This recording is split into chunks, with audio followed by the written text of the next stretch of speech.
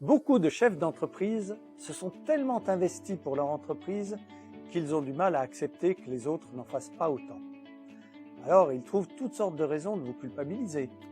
Certes, il est normal qu'on vous demande de faire correctement votre travail. Et si vous êtes cadre, il est admis qu'il soit normal de passer plus de temps et d'énergie au travail que si vous étiez salarié de base. Mais après avoir exigé de vous que vous vous dépassiez pour en faire toujours plus, votre patron demande maintenant de vous investir même affectivement. C'est bien cela. Le docteur Patrick Légeron, psychiatre qui a beaucoup étudié le stress au travail, dénonce le travail devenu maîtresse ou amant, au profil très exigeant, à qui il faudrait tout sacrifier, donner des preuves d'amour et qui ne comprendrait pas que vous ayez une épouse et des enfants qui vous attendent à la maison. La notion émotionnelle est de plus en plus associée au travail. Et sous le couvert d'expressions mettant en avant l'épanouissement et le plaisir, tels que « donner un sens à votre vie en rejoignant notre équipe » ou encore « vous aimerez travailler avec nous », les petites annonces vous invitent à vous engager corps et âme. Bref, en tant que salarié, les entreprises attendent de vous que vous donniez désormais un peu de votre âme en plus de vos compétences. Attention, ce surinvestissement émotionnel augmente le risque de burn-out.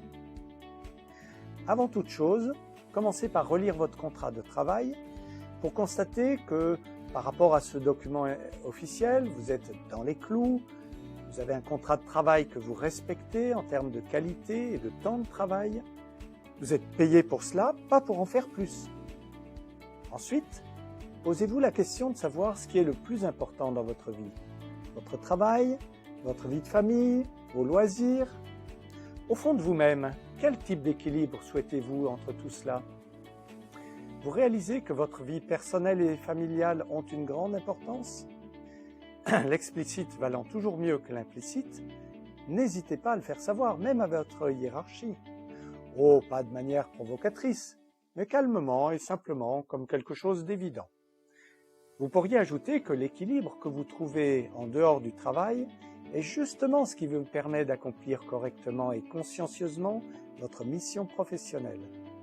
Et si votre patron a un tant soit peu d'intelligence, il ne pourra faire autrement que de vous approuver. Peut-être ne vous le dira-t-il pas, mais il l'intégrera.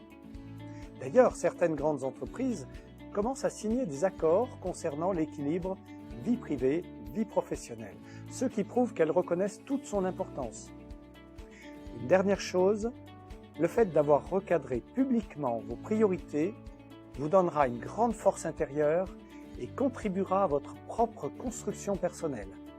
Et si vous vous respectez, vous aurez davantage de chances de vous faire respecter.